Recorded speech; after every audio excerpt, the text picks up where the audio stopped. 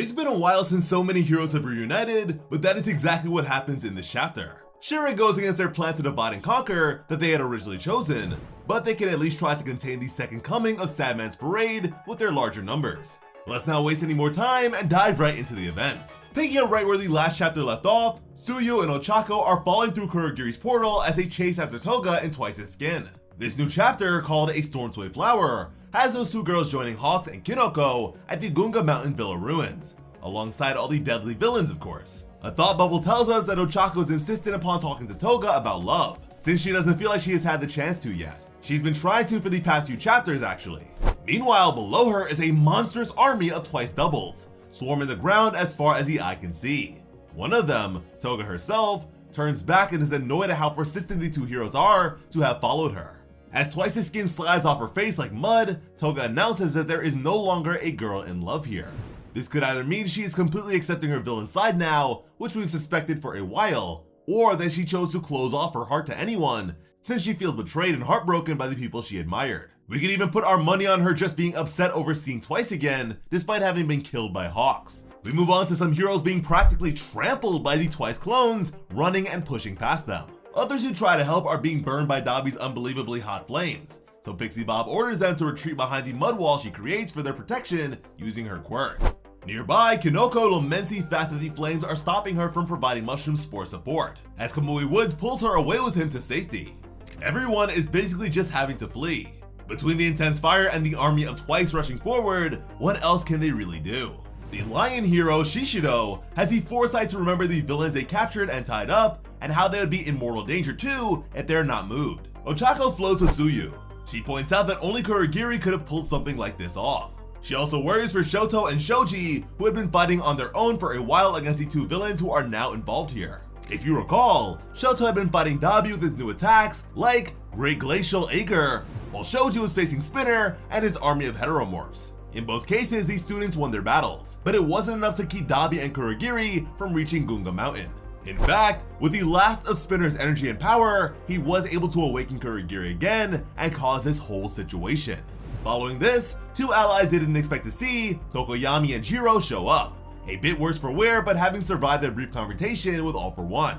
Jiro grabs Ochako's hand to get her attention, and it is clear how relieved they are to see each other. Tokoyami can't help but point out how chaotic the battle has become now that so many fights have come together. Tsuyu, still worrying about her friends, switches her concern to Jiro's ear, which was injured in her battle. Considering who she faced, the damage to one ear is really nothing, especially if you consider how badly All Might had gotten it back in the day. More recently than that, Best Jeanist nearly died protecting his fellow heroes, and All for One wasn't anywhere close to his prime at that time.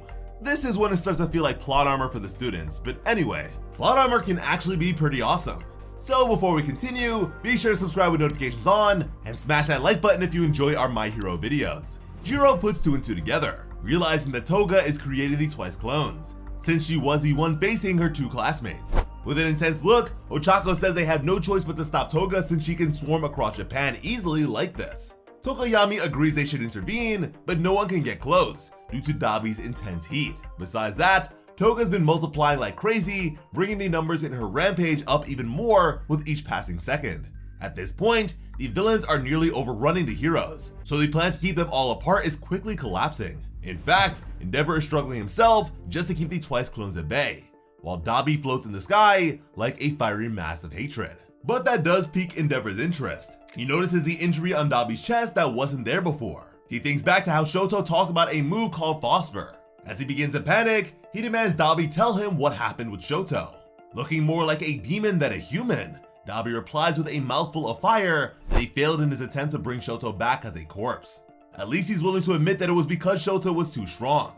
He bemoans the fact that his dream won't be completely fulfilled because of that. With a close-up shot of Dabi's crazed look and scorched skin, he announces, "Of the people that you cherish, at least one of them survived." In other words, his plan was to take away every single relationship that mattered to Endeavor, be it family or other heroes. And this brings us back to his rampage after he somehow survived Shoto's ultimate move. We can't say if they're dead, but it's clear that Kido and Onima were extremely injured by Dabi's increased fire attacks. That's two of Endeavor's sidekicks taken down, and who knows how many more we didn't see. Down below, we see All for One laughing at this development. The image of a stream of lines is shown behind him, indicating the path he had predicted and planned out. In a sense, those same lines look just like the rivet stab quirk, which he used a few times in battle. With his usual villainous expression and confident voice, All For One believes that everything he has been working on is starting to come together. Could he really have predicted these hectic battles? Or does he just mean he knew even if the villains lost, they would complete their goals of rejoining with each other? Who can say? Upon realizing that Kurogiri probably went to Tomura's location, he's disappointed that he can't use that quirk for himself. All he has is his mud warp, which does not reach as far in terms of transporting people. Nonetheless, he is sure this chaos will help him complete his goals, one of which is to reach Tomura himself, and he says this while flying off in that direction at an intense speed. Before he can get too far, Hawks appears in front of him to, if nothing else, at least delay him. With a knowing smile, All For One just suggests that Hawks should be dealing with twice in his clones rather than getting in his way. But ever the spy, Hawks can't be swayed and would rather know why All For One is rushing to Shigaraki. He even accuses him of not trusting his so-called successor, likely aware that he is more of a means to an end. All For One's expression darkens at that, realizing how perceptive Hawks is to have figured that out. With little regard for how it sounds, All For One calls Tomura that thing, and explains how he is still not complete, because All For One has something he needs to do to accomplish that. This could be referring to how he needs Shigaraki as a vessel for his new body, but there is still a small fraction of Tomura deep down, wanting to be saved and fighting back. We saw this not too long ago when Mirio made him lash out in a childish manner. Or could it mean that All For One can feel his own body rewinding too quickly and needs to get into Shigaraki's body and live that way before he disappears? Otherwise, he will just be rewound into oblivion like Aries' father. With that new information, Hawks immediately changes up his plans with Endeavor.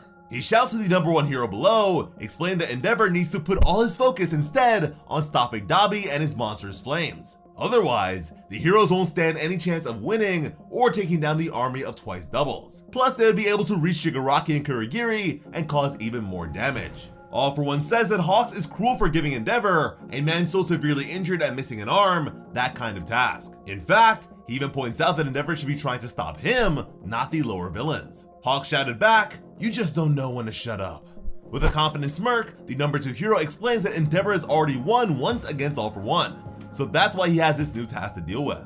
This definitely strikes a nerve, because All For One's usual jovial smile disappears again as he calls that nonsense.